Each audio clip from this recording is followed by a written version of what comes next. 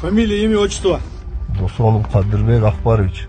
Ош шаарындагы өзгөчө оор кылмышты уюштурууга шектүү катары Женго кайманаты бар Кадыр Досонов кармалды. Маалыматка караганда 12 январь күнү калаадагы Курманжан Датка көчөсүндөгү аялдаманын артында кылмыштуу топтун мүчөлөрү мыкаачылык менен сабалып, мунун кесепетинен алардын бири көз жумган. Бул факты боюнча кылмыш жаза кодексинин адам өлтүрүү беренеси менен кылмыш иши козголгон.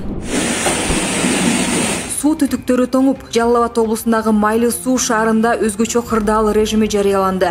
Учурда эл суусуз жана жарыксыз отурат. Маалыматка караганда таза суу сактагычында түтүктөр тоңуп, суунун басымы кескин төмөндөп кеткен. 42 градус болот.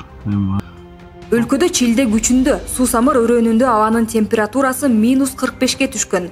Ал эми интернет айдыңында тараган видеодо Ысык көлдүн жээги тоңуп калганын көрүүгө болот. Бүгүн түнү Ошто трагедия орун алды. 33 жаштагы келин жолдошун жумушуна узаткан соң 3 баласы менен иске ууланып каза болуп калган. Окуя Ош шаарына караштуу Жапалак аймактык башкармалыгынын Качыбек айылында орун алган. Без электроэнергии насос иштебейт. Энергетика министри Таалайбек Ибраев Бишкектеги жарыксыз калган үйгө барды. Маалыматка караганда 12 январь күнү кечинде Кол Борборго Тыныстанов көчөсүндө жайгашкан үйдө авариялык электр жарыгы өчүп жаткандыгы тууралуу билдирүү түшкөн. Окуя болгон жерге барган топ авариялык өчүрүүгө кабель чубалгысынын бузулушу себеп болгонун аныкташкан. Рекордтук көрсөткүч. Кыргызстан тарыхта биринчи жолу мамлекеттик карызды төлөөгө 33,6 миллиард сом бөлдү. Финансы министрлигинин маалыматына караганда, төлөмдөрдүн эң көп көлөмү тышкы карызга кеткен. Мамлекеттик карызды тейлөө республикалык бюджеттин эсебинен жүргүзүлгөн. Туңгуч президент Аскар Акаевге карата козголгон кылмыш иши токтотулду. Бул туурасында башкы прокуратуранын маалымат кызматы билдирди. Мурдагы мамлекет башчы Кумтур алтын кенин ишке киргизүүдө бийлигинен же кызматынан кыянаттык менен пайдаланган. 1992 жылы Камеко компаниясы менен башкы макулдашуу түзүүдө шалаакылык кылган деп айыпталып жаткан. Башкы прокуратура Акаевди кылмыш жоопкерчилигине тартуу мөөнөтү өтүп кеткендигине байланыштуу иш өндүрүштөн токтотулганын белгиледи. Сокулукта кытайлык ишкерлерди карактап 1,5 миллион сомдон ашык акчаны алып кетишкен. 9 январь күнү таңга жук Сокулук айылындагы ишканалардын биринин имаратына бет капчан, куралчан 4 адам кирген. Алар фирманын кызматкерин жана Кытайдан келген ишкерлерди сабап, байлап, ишканадан 650 000 сомду алып кетишкен. Тоноочулукка шектелип 5 адам камалып, убактылуу кармоочу жайга киргизилди.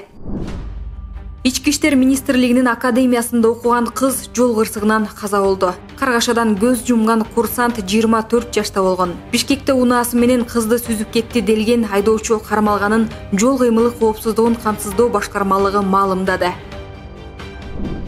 Өткөн жылдын апрель айында актер Кыргыз Республикасынын эмгек сиңирген артисти Чыңгыз Мамаев сексуалдык мүнөздөгү зомбулук аракеттерге шектелип кармалып, убактылуу кармоочу жайга киргизилген болчу. Арадан 9 ай өтүп, актер үй камагына чыгарылды. Ал бүгүн үй бүлөсүнүн кашында отурган учуру.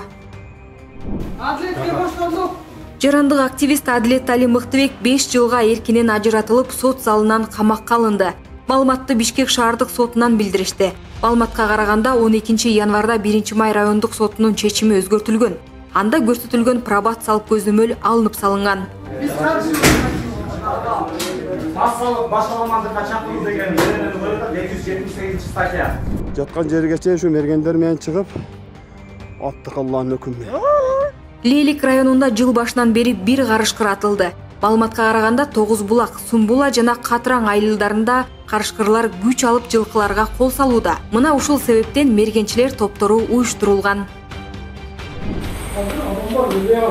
Ноокаттын Көкбел айыл өкмөтүндө мечиттен акча уурдалгандан кийин видео камера орнотулду. Ош облустук ички иштер башкармалыгынын маалыматына караганда, Ноокаттагы Жийде деп аталган мечиттеги темир кутучадан 46 000 сом уурдаган 27 жаштагы Баткен облусунун тургуну кармалган. Ал буга чейин дагы башка мечиттердеги кайрымдуулук үчүн чогулган каражаттарды уурдап жүргөнүн мойнуна алган.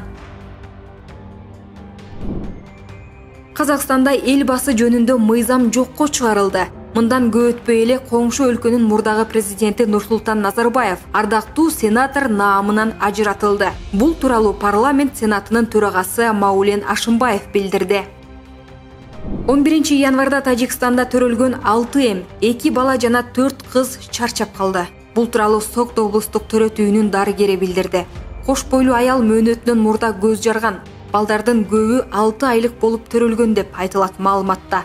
Ымыркайлардын 26 жаштагы энеси ушул тапта дарыгерлердин көзөмөлүндө. Сизди акыркы жаңылыктар менен Автор ТВ YouTube каналы тааныштырды. Каналга катталганды унутпаңыз.